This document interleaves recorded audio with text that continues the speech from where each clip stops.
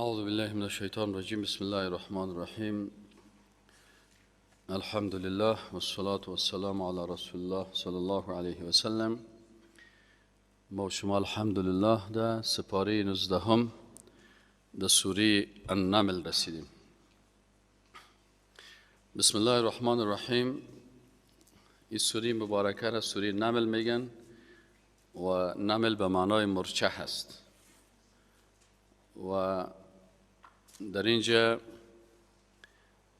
الله متعال نظام های سیاسی مختلف را در مقایسه میکنه که از یک طرف نظام سیاسی است که در اونجا طواغیت مثل فرعون و هامان و قارون و شداد و نمرود و امثال از اینا حکومت میکنن و در مقابلش نظام اسلامی که در رأس سیاست پیغمبران می باشند و رسول الله صلی الله علیه و سلم میگه که کانت بنو اسرائیل تسوسهم الانبیاء.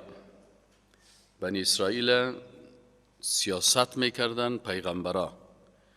پس دو قسم سیاست هست، یکی سیاست اسلامی هست و یکی سیاست غیر اسلامی هست. اینال کدام وقتی که مثلا سیکولرها میگن که اسلام یک چیز پاک است و سیاست یک چیز چتل و مردار و یک چیز مجموعه از فریب ها سیاست است اونا میگن. ما و شما در جوابشان میگیم که بله، آنچه که شما میگین درست است در حق خودتان، چرا که دو قسم سیاست است. یکی سیاست طاغوتی و کفری هست که در رأس از او مردمای فریبکار، مردمای بیدین، مردمای گمراه و مردمایی هست که همیشه خاک به چشم مردم میزنن و یا به زور یا به ظلم بالا از اینا حکومت میکنن. و یکی سیاست است که سیاست پاک است، سیاست خوب است، سیاست اسلامی هست که در رأس از او سیاست پیغمبرها بودن. اینا اگر شما مطلق سیاست هم میگین زشت است، باز اینجا وقتی که رسول الله صلی الله علیه و سلم که کانت بنی اسرائیل تسوسهم الانبیاء، در رأس سیاست بنی اسرائیل پیغمبرها قرار داشتن. پس اینجا پیغمبر یک مخلوق معصوم است، چطور میتونه در رأس کار زشت قرار بگیره؟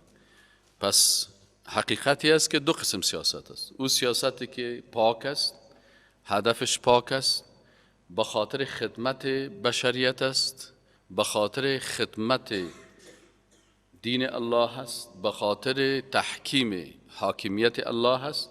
در رأس از این پیغمبرها و مردمای صالح هستند که سیاست اسلامی میگن. و در جانب از او سیاست شیطانی هست که در رأس از او شیطان ها قرار دارن، ابلیس صفت ها قرار دارن، فرعون ها قرار دارن. و الله متعال در این سوره مبارکه همین دو قسم سیاست ها مقایسه میکنه.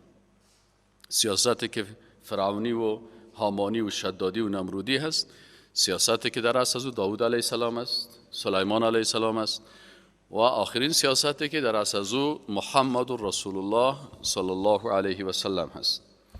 پس هر دو قسم سیاست مدارا حکومت ها می سازن. میبینیم که در حکومت از اونا چی هست و در حکومت از اونا چی هست. ایره قرآن به شکل مقایسوی برای ما و شما در این سوره مبارکه بیان میکنه. اعوذ بالله من الشیطان الرجیم. بسم الله الرحمن الرحیم. طاسین از حروف مقطعات است. الله اعلم بمراده.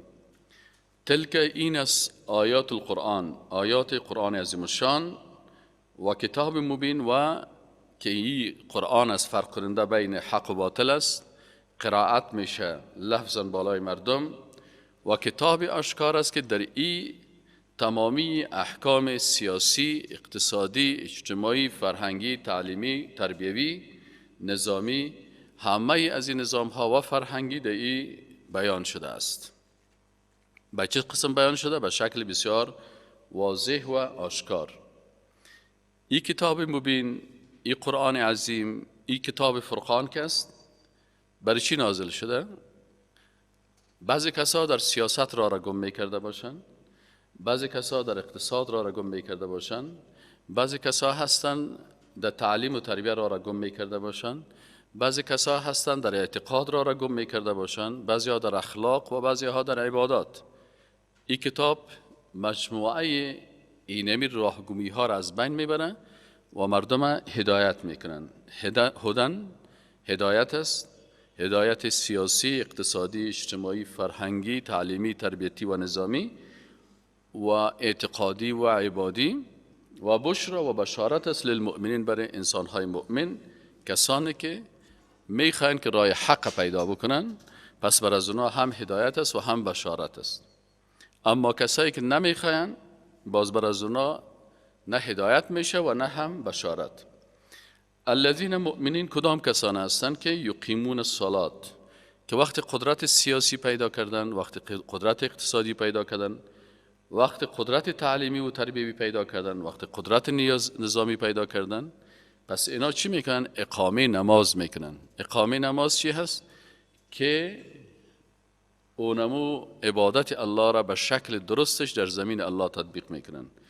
و یؤتون الزکات، و همچنان اینا ادا میکنن زکات را. زکات ها مختلف هستن.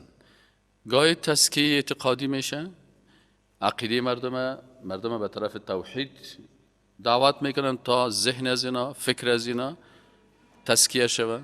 اخلاقشان را تزکیه میکنن، از زشتی‌های اخلاقی. سیاستشان را تزکیه میکنن، از ظلم سیاسی. اقتصادشان را تزکیه میکنن، از ظلم اقتصادی.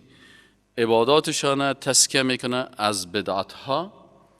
و حتی جنگشان را تزکیه میکنن که جنگشان هم به شکل می جنگن که در او رضایت الله متعال باشه. سومی صفتشان چی است؟ که اینا تمام این کارا را وقتی یک انسان میکنه که با آخرت یقین داشته باشه. چرا؟ یقین با آخرت است که انسان از عذابها میترسانه و سرنوشت خودی خراب نمیسازه، بنان این قسم تصمیم میگیره. و هم بالآخرت هم یوقنون، و ایشان با آخرت هم یقین دارن. در مقابل از اینا کسایی که ظالم هستن، شیطان صفت هستن، الله متعال میگه ان الذين لا يؤمنون بالآخره، ان الذين، یقینا کسانی که لا یؤمنون بالآخره، با آخرت ایمان ندارن، زینا، زینت دادیم ما با عظمت و قدرت خود، لهم برایشان، اعمالهم، اعمالشان را، فهم یعمهون، پس ایشان در اینمی اعمال زشت خود سرگردان و غرق می باشند. جزای از اینا چی است؟ نتیجه اعمالشان اولئک، امی مردم، الذین، کسانی هستند که لهم سوء العذاب، بر از اینا بدترین و زشترین عذاب هم داده می شود. و هم فی الاخرت، در حالی که ایشان در آخرت، هم الاخسرون، مردمایی هستند که بسیار زیاد، یکی خاسر است که زیان کرده، یکی اخسر است که به نهایت زیاد چی کرده؟ نقصان کرده. و اینک، و شما که هستین ای رسول الله صلی الله علیه و سلم، لتلقى القرآن، شما میگیرین، آموزش میابین، حفظ میکنین القرآن، قرآن عظیم شان را، من لدن حکیم علیم، از جهت او ذاتی که حکیم است، بسیار با حکمت است در تمامی نظامهای خود، اعتقادی، سیاسی، اخلاقی، تعلیمی، تربیوی، و علیم، و بسیار عالم است که نکات دقیقی که دیگرها به او پی نمیبرن او را الله متعال میدانند. بعضی کسا میگن که فلانی شخص علم لدنی داره. یعنی ببینید رسول الله صلی الله علیه و سلم خودش علم لدنی داشت، و منظور از علم لدنی قرآن عظیم شان و سنت های رسول الله صلی الله علیه و سلم است. اگر کس میگه من علم لدنی دارم و علم ازی در تضاد با قرآن و سنت است، این در حقیقت ادعای غلط میکنه. چرا؟ قرآن عظیم شان علم لدنی است که از جانب الله متعال و وحی شده است. پس قرآن و سنت علم لدنی و وحی هستند.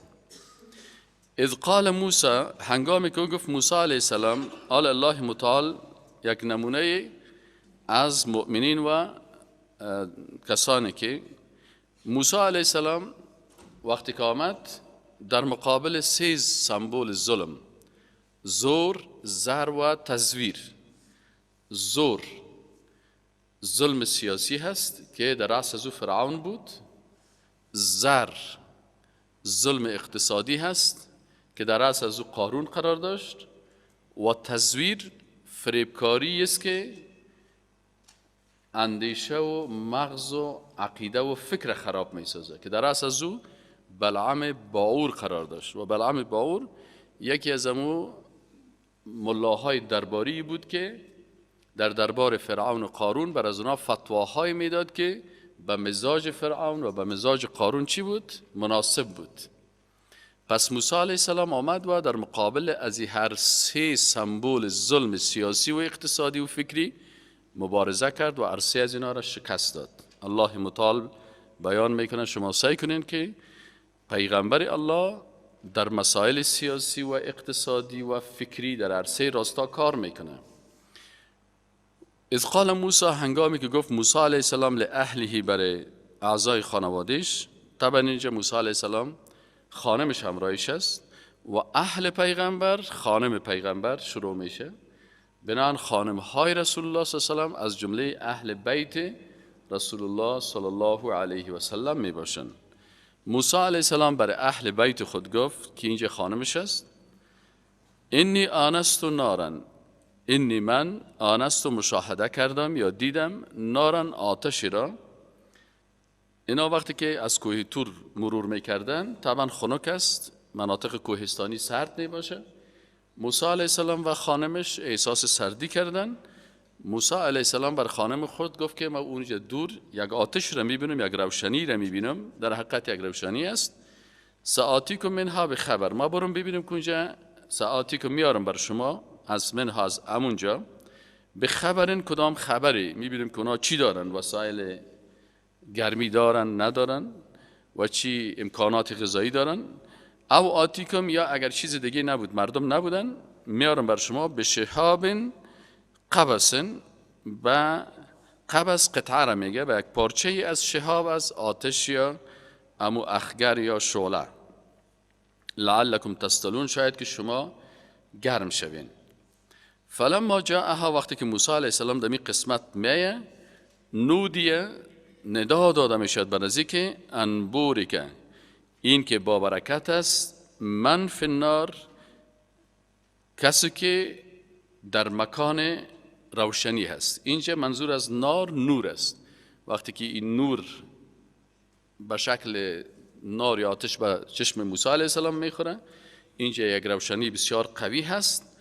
الله متعال میگه که بر از این وحی میرسه که برکت است کسانی که در این نور قرار دارن و کسانی که در ماحول ازی، هموش یک درخت است کلان و در اطراف ازی روشنی بسیار زیاد است. در اینجا وقتی که موسی علیه السلام یارا میبینن، برش گفته میشه که هم در این نور برکت است و من حوله، در چهار اطراف ازی که ملائکه هست یا موسی علیه السلام است، کل از اینا که است بالایشان برکت الله هست. و سبحان الله، و الله پاک است از مشابهت با مخلوقات. الله پاک است از مشابهت با نوری که ما و شما در ساینس رو میخوانیم. الله پاک است از آتش و نوری که ما و شما رو به چشم میبینیم. پس اینجا الله متعال عظمت خدا بیان میکنه بر موسی علیه السلام در یک جای پاکی که تمام از اون نورانیت است، رحمت است، هدایت است. پس بر موسی علیه السلام گفته میشه که در اینجا که خودت آمدی جای هدایت است، جای وحی است، جای پاکی هست و الله متعال پاک است از مشابهت با تمام مخلوقات که متوجه باشی که الله را تشبیه نکنین با مخلوقات، لیس کمثله شیء. پس اگر در مسجد ما نماز میخوانیم، الله متعال پاک است از ضرورت به مکان. اگر در اطراف کعبه نماز میخوانیم، الله متعال پاک است از نیازمندی به خانه. پس مثل ما و شما نیازمند چیز نیست و مشابه هیچ مخلوق نیست. الله پاک است از تمام آنچه که مخلوقات او را میبینن، مشاهده میکنن و صفات مخلوقی داره. الله متعال صفاتش با عظمت است، ذاتش با عظمت است و سبحان الله او رب العالمین است. این کل آتش و نور و نار و درخت و کوه و پیغمبر و ملائکه کلش مخلوقات الله هستن. الله رب همه از اینا هست. یا موسی برش وحی میرسه که موسی علیه السلام انه یقین داشته باش که انا الله مع الله هستم. این ثابت میکنه که الله متعال متکلم است و با موسی علیه السلام سخن گفته هست و مستقیما بر موسی علیه السلام میگه که ای موسی مع الله هستم، العزیز، من غالب هستم بالای تمام دشمنای خود در گرفتن انتقام، الحکیم، و بسیار با حکمت هستم در نزول احکام و شریعت و قانون. و الق عصاک، آل الله متعال نخست قدرت و عظمت خود به خود پیغمبر نشان میده که تو مخلوق هستی، محتاج هستی، تو چیزی را خلق کرده نمیتونی و ما ذاتی هستم که وقتی بخوایم یک چیزی را بگویم کن فیکون، حال برش نشان میده که چطور میتونه الله متعال با یک امر خود یک عصای عادی را به یک مار تبدیل بکنه. و الق عصاک برش میگه که عصایت پرتو زمین، فلما رآها، وقتی که میبینه عصای خدا که تهتز و حرکت میکنه، که انها جانون، مثل که ای یک جن باشه که ما را بسیاری وقتا فکر میکردن که این مار جن است. فکر میکنن که والله شاید کدام جن بوده باشه که تو حرکت میکنه به شکل مار. والله مدبرن، رو میگردنه موسی علیه السلام مدبرن که به طرف همون تو. والله مدبرن چی مانه؟ یعنی پشت دور میته و فرار میکنه. ولم یعقب، و پشت سر خود هم سیل نمیکنه، تو فرار میکنه موسی علیه السلام. از این معلوم میشه که معجزه به دست پیغمبر نیست، کرامت به دست ولی نیست. کرامت هم الله میته و معجزه را هم الله میته. و حتی خود پیغمبر بسیاری اوقات میترسه مثل موسی علیه السلام. الله متعال باز برش ندا میکنه که یا موسی لا تخف، ای موسی علیه السلام نترس، اینی یقینا ما ذات یگانه هستم. اینجا که جای توحید از ضمیر مفرد استعمال میشه، اینی مک هستم ذات یگانه، لا یخاف لدی المرسلون، در خوف نمی باشن پیش ما امو کسایی را که ما میخوایم پیغمبر بفرستم، مرسلون پیش ما احساس خوف نمی کنن. اینجا جای امن است، آرامش است و اینجا تو باید بسیار آرام باشی و هیچ ترسی نداشته باشی. الا مگر کسانی در خوف و ترس می باشن که من کسانی که ظلم کردن، ثم بدل حسنا، سپس تبدیل کردن امی ظلم خدا به چی؟ به نیکی، بعد از سوء، بعد از بدی، فانی غفور رحیم، باز من مغفرت کننده و مهربان هستم. چون از موسی علیه السلام یک لغزش شده بود قبل از نبوت که او چی بود؟ ات یک بکسی همو فرعونی را زده بود. آدم یگان تا بسیار خوب قوی می باشه، نه اما یک بکسش هم چپه میکنه یک کسی را. موسی علیه السلام که فرعونی را یک بکس زده بود و جای به جای افتاده بود، پس او در حقیقت یک اشتباه شده بود. الله متعال میگه که هر کسی بعد از یک اشتباه خود برمیگرده، فانی غفور الرحیم، ما مغفرت کننده و ما مهربان هستم. و ادخل یدک فی جیبک، معجزه دوم. موسی علیه السلام تقریبا 9 معجزه داشت. دستش که سفید میشد معجزه بود، عصایش معجزه بود، سنون، سالهایی که در اونجا قحطی سر از اون آمد، این معجزهش بود، سیومی. دیگه از معجزهش مثلا طوفان بود، ملخ بود، چیزای شکل شپش بود، ضفادع بقها بود، دم خون بود که این کل عذابها را بالای قوم فرعون نازل کرد. و همچنان از معجزات موسی علیه السلام پاره شدن دریا بود، سنگ بود، عصایش معجزه بود و اینی کلش غرق شدن فرعون. اینی کلش مجموعه از معجزات موسی علیه السلام بوده. معجزه دومی موسی علیه السلام چی بود؟ که وقتی دست خدا داخل میکرد، گفت ادخل، داخل کن، یدک، دست را، فی جیبک، در جیبت. جیب در زبان عربی یخنه میگن، گریبان. تخرج بیضاء، که خارج میشه می دست تو سفید روشن، من غیر سوء، بدون کدام عیب. یعنی تو نیست که دستت پیس باشه یا کدام مرض زده باشه، بلکه این یک معجزه هست.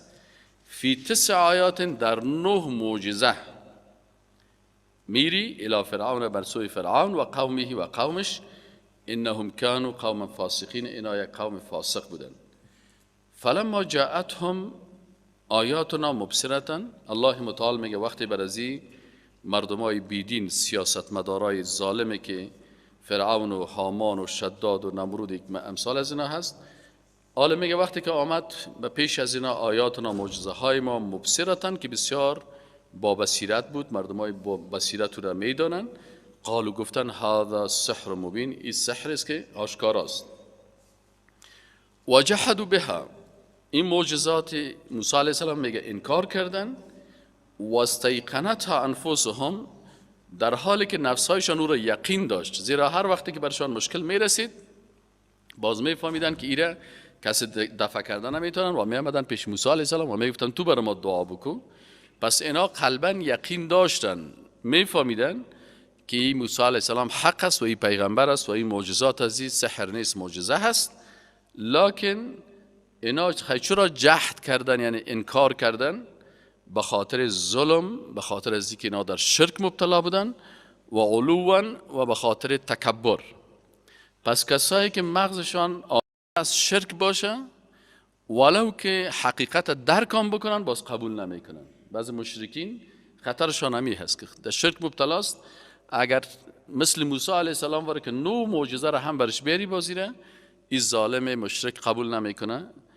و دوم عیبشان چی بود که در پالوی شرک از اینا شاید بعض مشرکین هم حق قبول بکنن، لکن علوا یک کسی که باز خدا بسیار عالی فکر میکنه، متکبر است که من چطور اگر یک گپا را قبول بکنم باز مردم برام میگن که تو چطور تسلیم فلانی شدی. بسیاری وقتا یک کسی میفهمه که دلایل ما پوچ است و دلایلی که از قرآن و سنت گفته میشه حق است، لکن این قبول نمیکنه به خاطر چی؟ تکبر خود.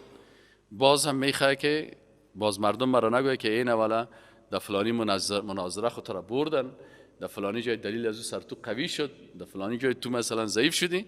این میفهمه که ما به راه غلط هستم و جانب مقابل درست است، لکن ظلم ازی، شرک ازی و تکبر و بلند پردازی ازی. علو چی را میگه؟ همین بعضی کسا هستن که بسیار بلند پرداز هستن، میخواین که ما از کلی که هر چیز بلند باشیم، هیچ وقت شکست من نمیپذیرم، هیچ وقت.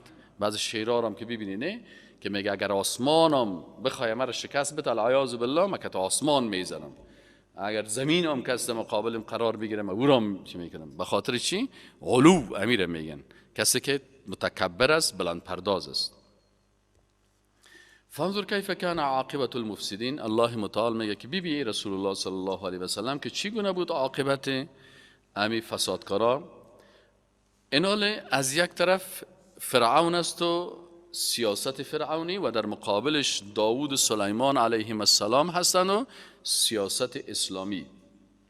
الله متعال میگه ولقد آتینا، همین قسم ما دادیم داوود علیه السلام و سلیمان علیه السلام علم دادیم برشان.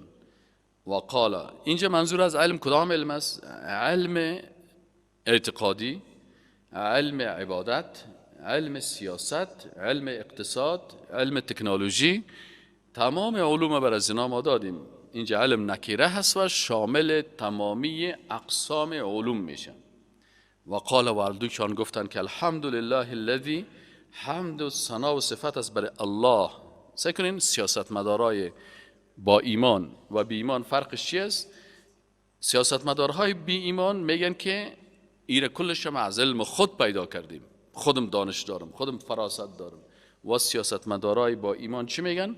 الحمدلله الذی فضلنا، حمد و ثنا و صفت برای الله هست که اون ما را این فضیلت ها را داده علی کثیر من عباده المؤمنین، به بسیاری از بنده های مؤمنش. و وارث سلیمان و داوود، بعد از اینکه داوود علیه السلام فوت میکنه، وارث همون نظام های سیاسی و اقتصادی و اجتماعی و نبوی ازی کی میشه؟ سلیمان علیه السلام میشه که پسرش است.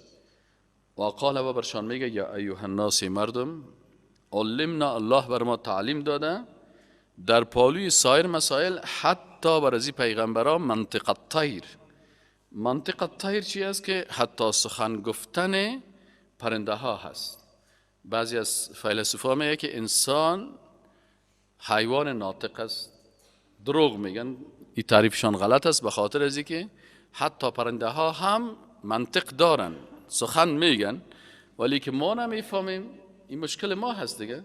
وقتی مثلا یک چینایی که بچه خود گپ میزنه تو قرار ساده دان تو واز مانده، چینایی رو نمیفهمی، به این معنی نیست که او گپ زدن یاد نداره، او گپ میزنه به مو لهجه خود و اسلوب خود. پس پرنده ها هم منطق دارن.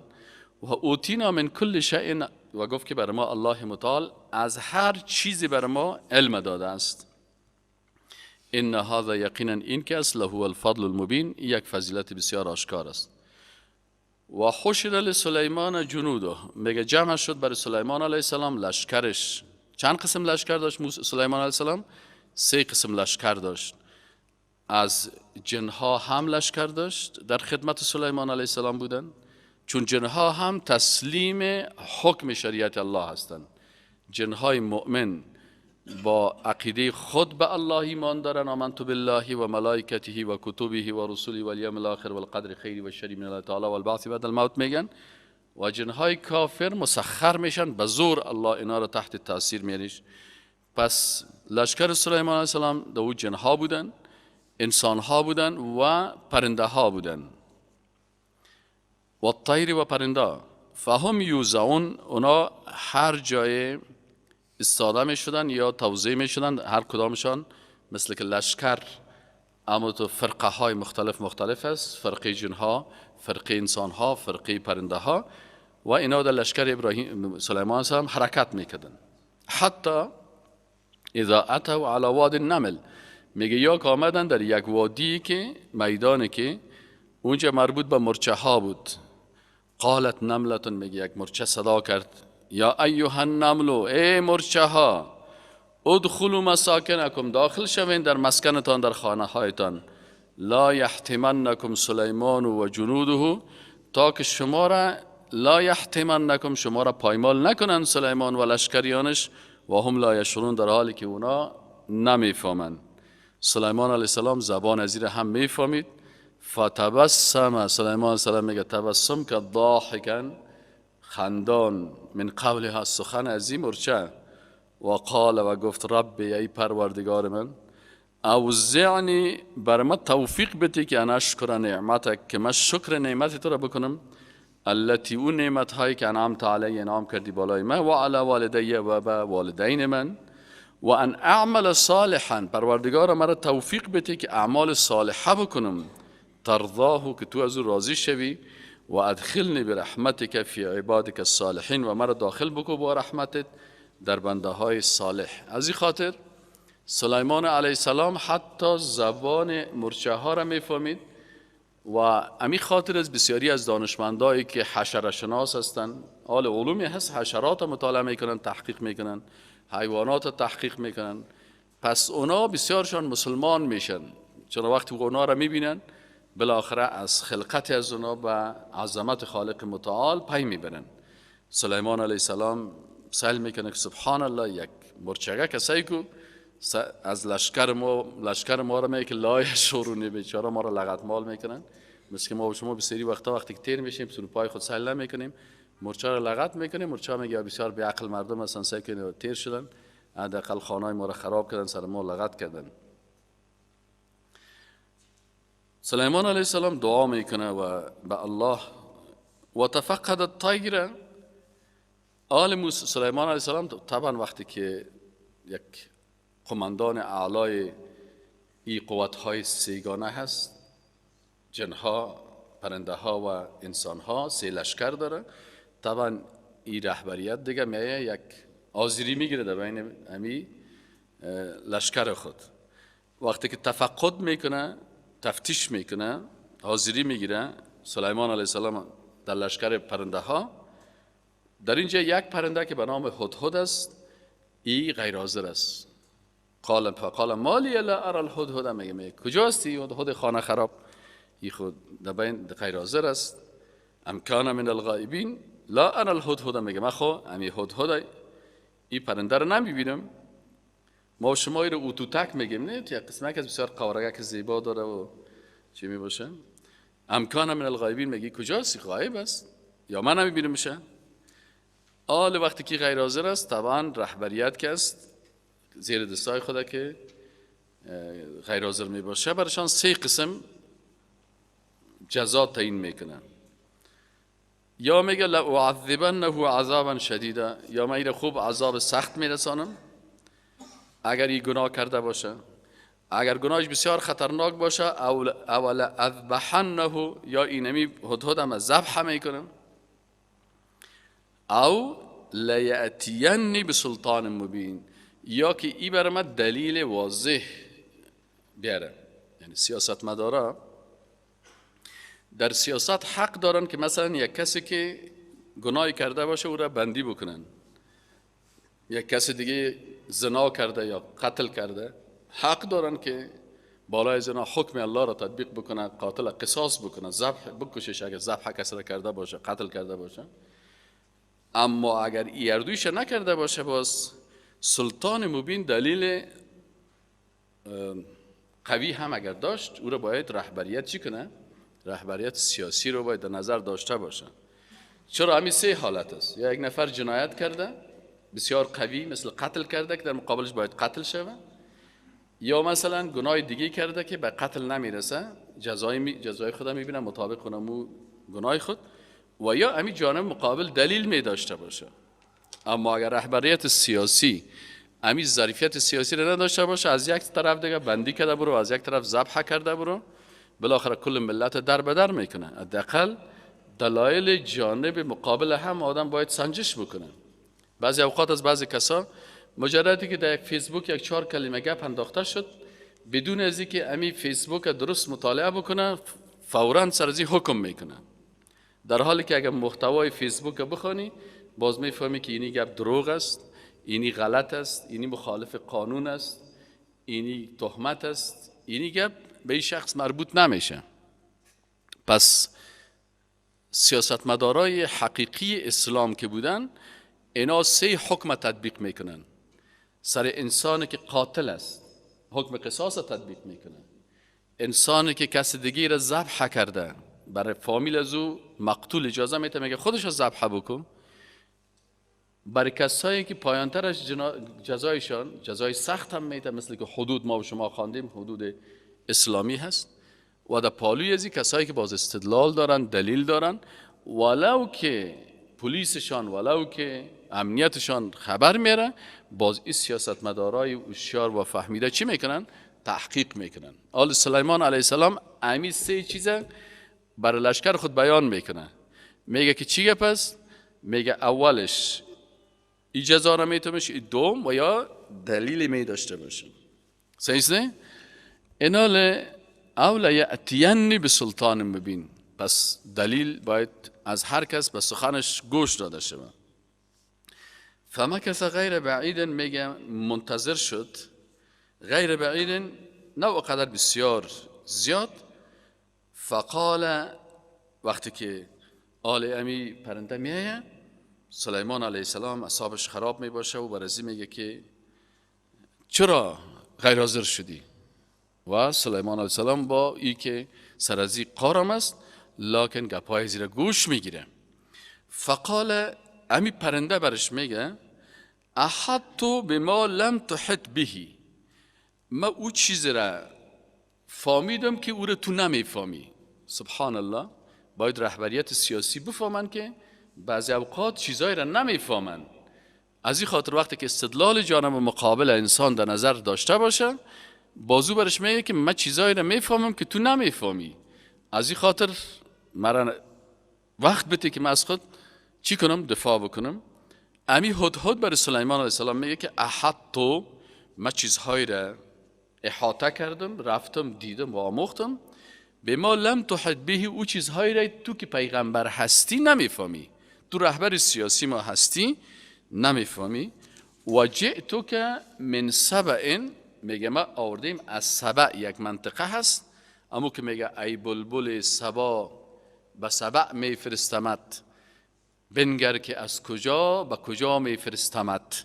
یعنی قصه سلیمان علیه السلام میگه ای بلبل سبا، ای بلبل سبا، سبا و صاد است، ای بلبل صبحگاهان به سبع، سبع بسین نام منطقه هست، میگه ای بلبل صبحگاهان به سبع میفرستمت، بنگر که از کجا به کجا میفرستمت. امی قصه سلیمان علیه. خب امی هدهد میگه که ببین شاعر باز یک غلطی کردنه، شاعرها یگان دفعه شعر خوبش میگن، باز یگان جا یگان غلطی میکنه. این هدهد از این بلبل گفته نه، یعنی یک به عقلی خدا کرده این شاعر باید میگفت که ای هدهد سبا به سبع میفرستمت. صحیح نه؟ چون در قرآن چی آمده؟ هدهد آمده، بلبل آمده دیگه. این حال میگه امی هدهد برای سلیمان علیه السلام گفت که و جئتک و ما آوردیم بر تو من سبع، از منطقه سبع، به نبع یقین، یک خبر بسیار یقینی. این برش میگه که من دروغ مروغ نمیگم، ما خبری دارم که خبر ما چی هسته؟ خبر یقینی هست. سلیمان علیه السلام میگه چی هستی خبری که تو آوردی؟ هدهد میگه اینی وجدت امرأة، آلی هدهد کست ای خو به حساب کار طیارای بی پلوت میکنه. برای کی؟ برای سلیمان علیه السلام. اخبار میره اخبار بسیار دقیقه. طیارای کشفی است نه که یگان مملکت روان میکنه بدون پیلوت، هم روانش میکنه اونجا کل خبرهای از اونا رو چی میکنه؟ کشف میکنه. حالا این هدهد در حقیقت امی طیاره بی پیلوت سلیمان علیه السلام است. میگه اینی وجدت امرأة، میگه من یافتم یک خانم را که تملکهم، که این پادشاهی از اینا هست، اینا را رهبریت میکنه. در منطقه سبک است، اینجا خانمی هست که این خانم چی میکنه؟ این رهبریت سیاسی از اینا را داره. با سلیمان علیه السلام میگه و اوتیت من کل شیء، و این یک زن بسیار زن چی است؟ با دانش است، یعنی بسیار علوم میفهمه، سیاست میفهمه، نظام عسکری را میفهمه، نظام قانونی را میفهمه و بسیاری چیزها را درک میکنه. من کل شیء، بسیار علوم بر از خانم داده شده هست. ولها عرش عظیم، از نگاه پیشرفت های تکنولوژی هم چی داره؟ یک پیشرفت بسیار خوب داره که یک عرش، یک تخت بسیار بزرگی برای خود ساخته که او دلالت میکنه به پیشرستی ای خانمی که رهبریت به دست داره و دلالت میکنه به اون پیشرفت تکنولوژیک از اینا.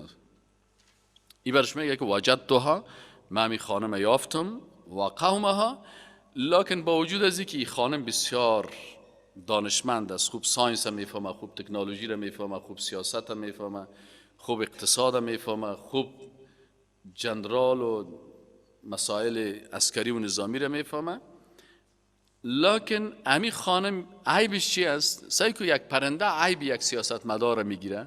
باز میگه که این سیاستمدار با وجود از اینکه در بسیاری بخشا زیاد میفهمه، برش میگه که یک عیب داشتی. وجدتها و قومها، میگه من دیدم که امی خانمی که به حساب رهبر سیاسی از اینا هست و قوم از این کسایی که پیروای از این هستن، یسجدون للشمس، یا آتش پرست، آفتاب پرست هستن، سجده میکنن بر شمس من دون الله و غیر از الله.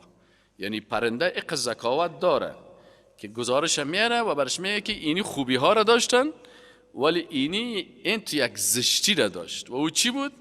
که اینا بغیر از الله میرن به کی سجده میکنن؟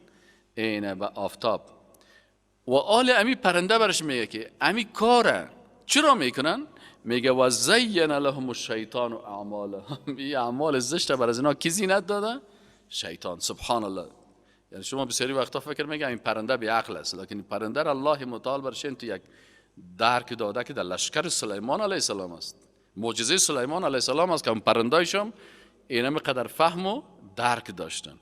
با صد هم مانع شده اونا را عن السبیل، از راه حق که او توحید است. فهم لا یهتدون، پس اونا راه را نمیافن. الله یسجدوا لله، چرا این مردم سجده نمیکنن برای الله؟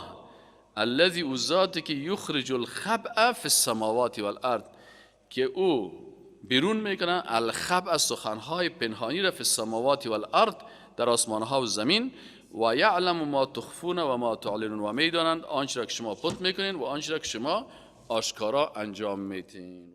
الله متعال که است، لا اله، نیست هیچ معبود به حقی که ذات از او عبادت شود و شریعت و قانون از او تطبیق شود، الا مگر هو او رب العرش العظیم، که خالق عرش بزرگ است. قال سلیمان علیه السلام گفت سننظر، اصدقت ام کنت من الکاذبین، آیا راست گفتی ام کنت من الکاذبین، یا تو هدهد از جمله دروغگویا هستی. تا به اینجا از این معلوم میشه که تا این قسمت که قال سلیمان گفت پیش از این سخنهای کی هستن؟ اما هدهد است که هدهد یکتاپرست و موحد است که الله متعال از زبان ازی پرنده برای ما و شما نقل میکنه که شما سعی کنین که یک پرنده وقتی که ذکاوت داشت از سیاست میفهمه، از اقتصاد میفهمه. از سیاست چطور میفهمه؟ میگه خانمی است که رهبری سیاسی داره تملک هم. از دانش خانم گپ میزنه، میگه اوتیت من کل شیء، در علوم مختلف معلومات داره. از تکنولوژی میگه ولها عرش عظیم، این کلا کی میگه؟ سخنای هدهد است. از عقیده توحید میفهمم و شرک درک میکنه. بعضی کسا زمیاله برای انسان سجده میکنه، برای قبر سجده میکنه، برای بت سجده میکنه، منطق امی پرنده را نداره. پرنده میفهمه، میگه در شرک مبتلا هستن، سیکو یسجدون للشمس من دون الله، یا مشرک هستن. و پرنده ببین دیگه گپ چی میگم؟ میگه این کارا را که میکنه، کارهای زشت کی برای شما زینت میته در ذهن شما؟ میگه شیطان است که کارهای زشت در ذهن انسان چی میکنه؟ غلط ایجاد میکنه.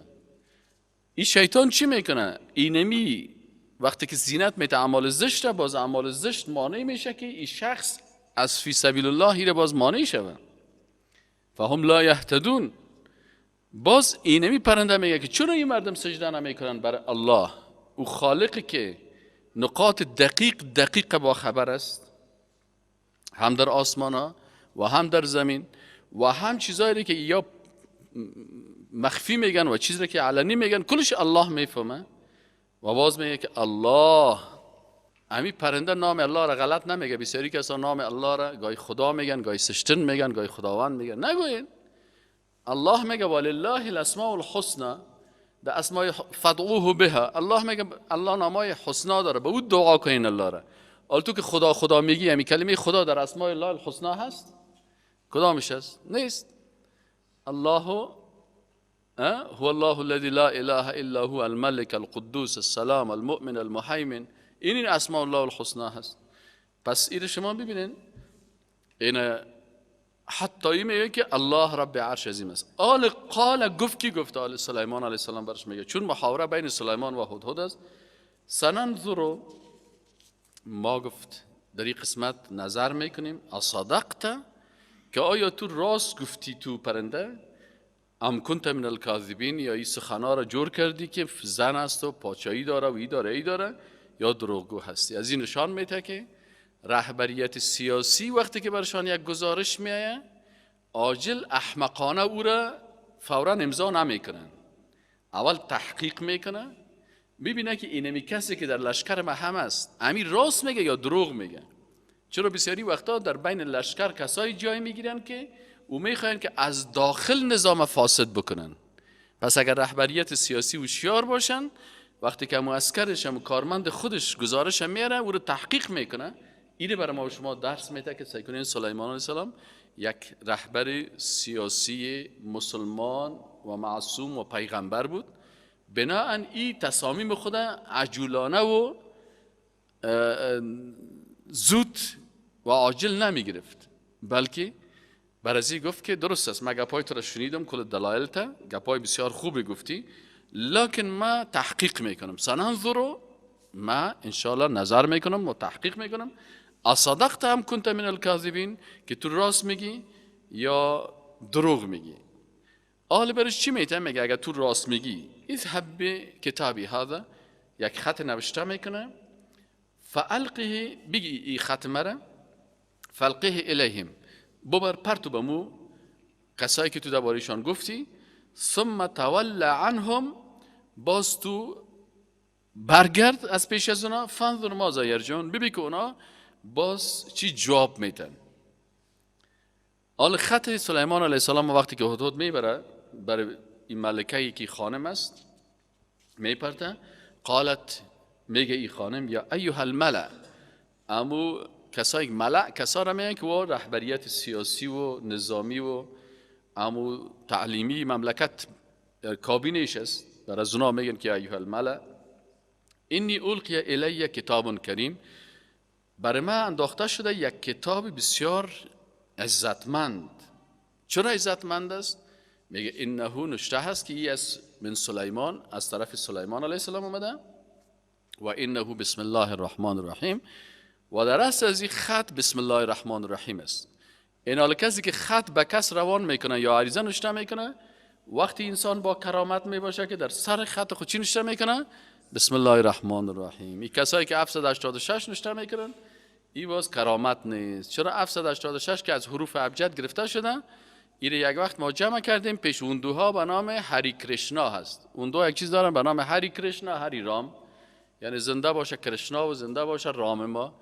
بازم این هیت چشمه ری یا کاف ری شین نون الف که یک جای کنی کلش جمع میشه 786. کنم وقت باز ابجد همه خواستین ما برتانه میره تطبیق میکنم.